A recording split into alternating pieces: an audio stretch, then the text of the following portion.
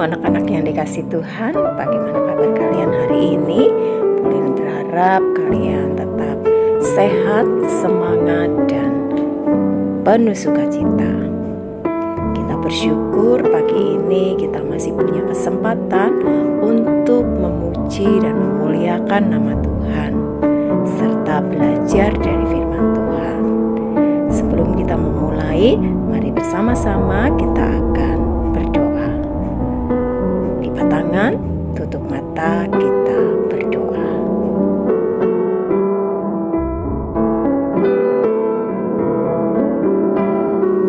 Tuhan Yesus, terima kasih buat kesempatan pagi hari ini. Kami bersama-sama boleh memuji dan memuliakan nama Tuhan. Kiranya Tuhan memberkati ibadah kami dari awal sampai pada akhirnya. Terima kasih Tuhan, dalam nama Tuhan Yesus kami berdoa. Amin.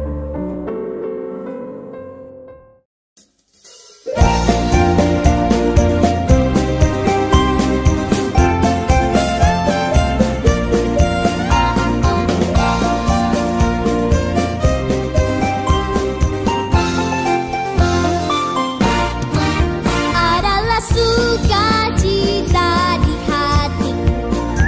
hatiku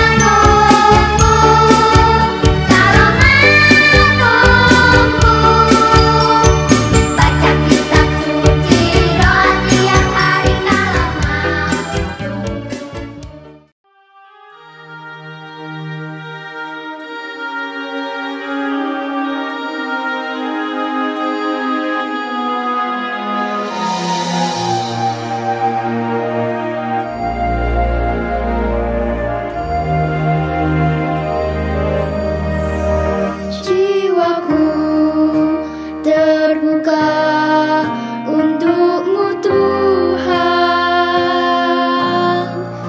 Selidiki, nyatakan segala perkara, singkapkan semua yang terselubung, supaya ku layak di hadapanmu Tuhan.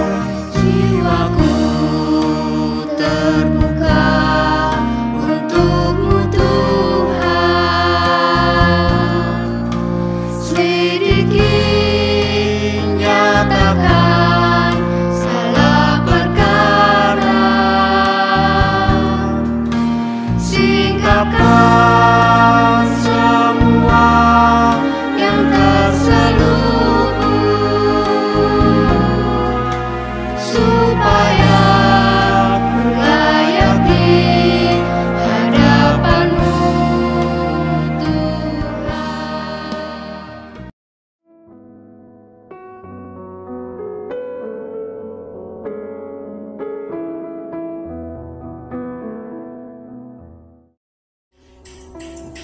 Puji Tuhan, kita sudah memuji dan memuliakan nama Tuhan. Sekarang kita akan kembali belajar dari firman Tuhan. Minggu yang lalu kita sudah bersama-sama belajar tentang tubuh Kristus. Gereja Tuhan sebagai tubuh Kristus dan tubuh kita sebagai tubuh Kristus.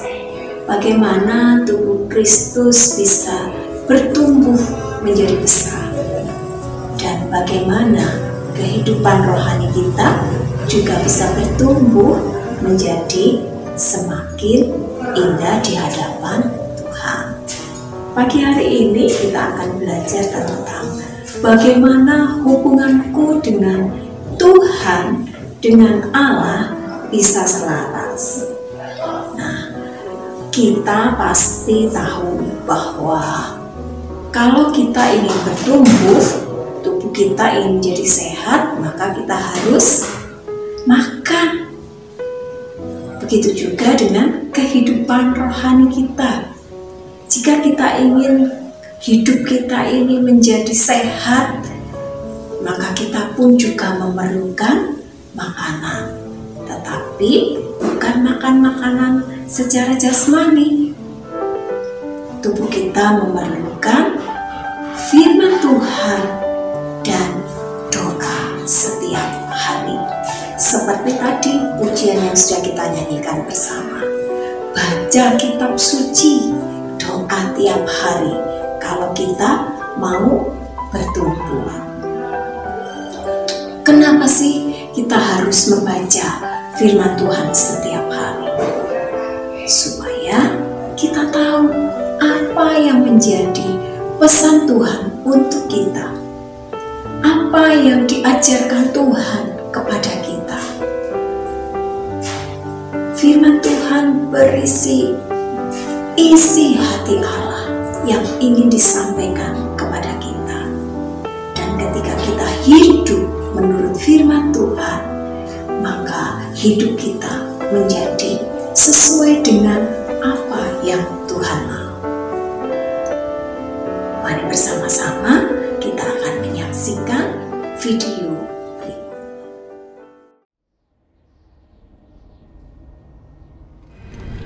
Itu sang pendakwa. Apa yang dia lakukan di sini? Kenapa ia berani menunjukkan dirinya di hadapan Tuhan?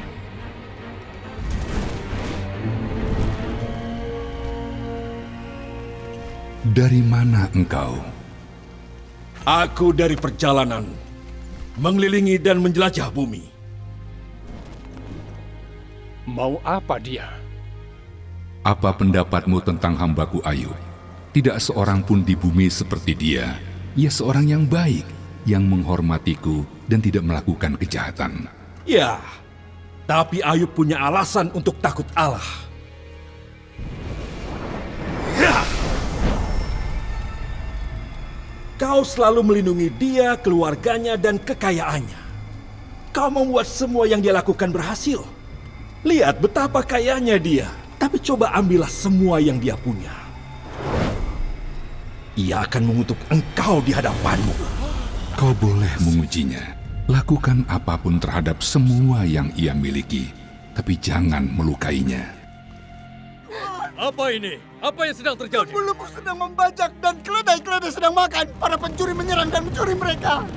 Juga membunuh para pekerja dengan pedang. Dan hanya aku sendiri yang selamat. Tuhan, api dari Tuhan turun dari langit dan membakar domba-domba dan para pekerja dan menghabisi mereka semuanya, Tuhan. 3 kelompok orang Kasdi menyerang dan mencuri unta-unta Tuanku. Semua pekerja Tuanku dibunuh dan hanya aku yang Anak-anak Tuanku sedang berpesta di rumah anak tertua Tuanku. Tiba-tiba angin bertiup kencang dari padang belantara dan menghantam rumah itu. Rumah itu roboh. Semua anak Tuanku meninggal. Hanya aku yang selamat untuk memberitahu Tuanku. Kita.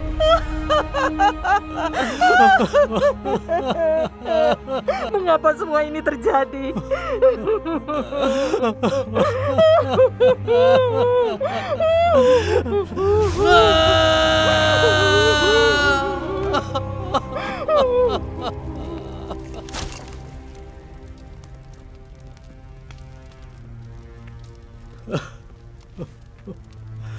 Tuhanlah yang memberi, dan Tuhanlah yang mengambil.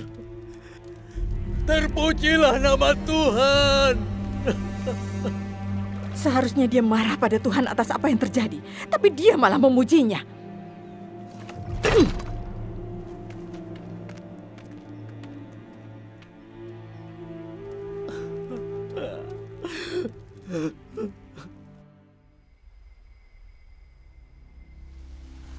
Dari mana saja kau?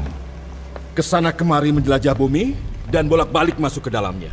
Apa kau lihat hambaku Ayub? Tidak seorang pun seperti dia di bumi. Tidak bersalah dan seorang yang benar. Dan ia menjaga integritasnya. Manusia akan lakukan apapun untuk hidup. Coba rusak tubuhnya dengan rasa sakit. Pasti ia akan mengutuk engkau. Apa? Mengutuk? Bagaimana mungkin? Tuhan akan membiarkan dia melakukan ini? Ia ada di tanganmu, tapi jangan ambil nyawanya.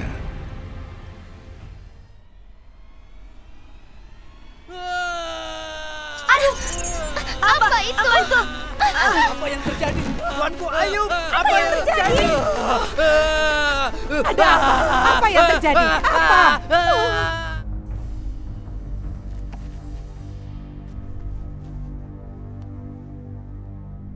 Masihkah kau teguh dengan integritasmu?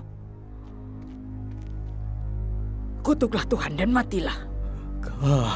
Kau berbicara seperti perempuan bodoh.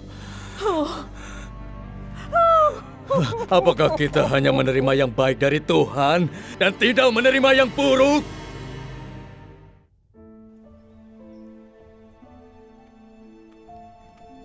Ayub, dengan semua hal buruk yang terjadi, kamu masih percaya ada Tuhan yang menjagamu?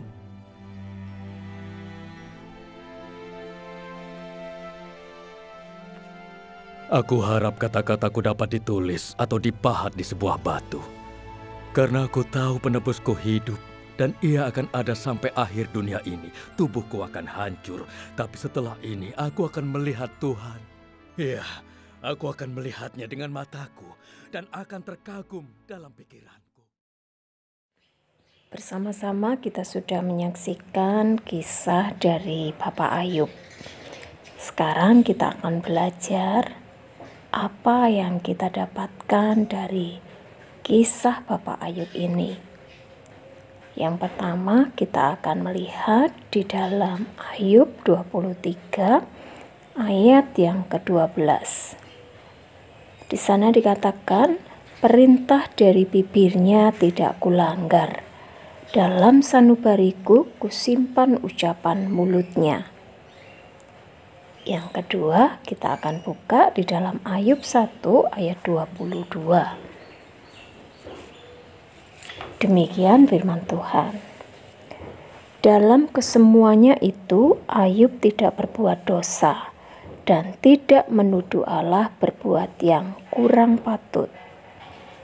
Satu lagi, Mazmur 119 ayat yang ke-105. Firman-Mu itu pelita bagi kakiku dan terang bagi jalanku. Ketika kita melihat kisah dari Bapak Ayub, maka kita melihat seorang yang hidupnya sangat saleh. Seorang yang menyimpan firman Tuhan di dalam hatinya. Sehingga ketika Ayub mengalami penderitaan, ketika Ayub harus kehilangan segala yang dimilikinya, ketika Ayub harus menderita sakit penyakit, Ayub tetap memuliakan nama Tuhan. Ayub tidak menjadi kecewa dan menuduh Allah. Ayub percaya bahwa apapun yang terjadi dalam hidup Ayub, Allah tetap baik. Karena Ayub menyimpan firman Tuhan dalam hatinya, maka ia tidak jatuh di dalam dosa. Timotius 3 ayat 16. Di sana dikatakan segala tulisan yang diilhamkan Allah memang bermanfaat untuk mengajar, untuk menyatakan kesalahan, untuk memperbaiki kelakuan, dan untuk mendidik orang dalam kebenaran.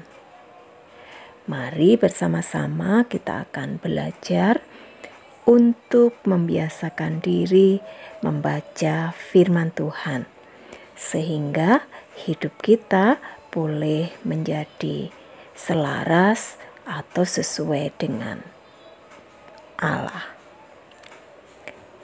Bagian kedua yang kita akan mau belajar agar hidup kita menjadi selaras dengan Tuhan adalah berdoa. Berdoa berarti bercakap-cakap dengan Allah. Kita berbicara kepada Allah dan Allah berbicara kepada kita. Bagaimana itu bisa terjadi? Bagaimana Allah berbicara kepada kita? Allah bisa berbicara kepada kita melalui setiap firman Tuhan yang kita baca.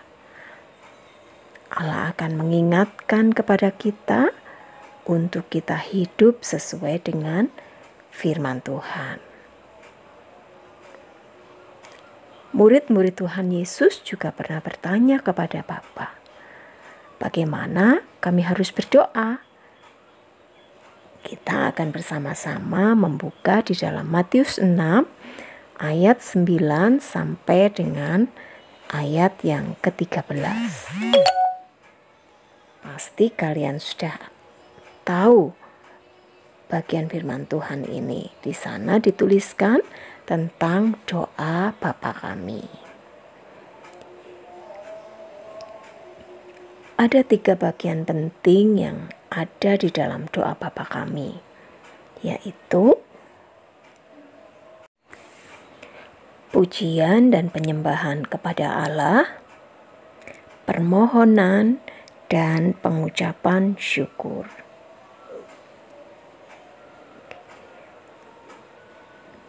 Bapa yang kita sembah adalah Bapa yang kudus, Bapa yang seharusnya kita hormati. Itu sebabnya di dalam doa kita memberikan pujian dan penyembahan kita kepada Allah. Hal yang kedua adalah permohonan. Pada bagian ini kita boleh meminta kepada Tuhan apa yang kita perlukan.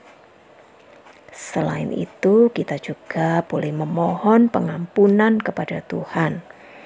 Karena apa? Sebagai manusia yang berdosa, terkadang kita melakukan apa yang tidak benar di hadapan Tuhan. Baik itu yang kita sengaja ataupun tidak kita sengaja.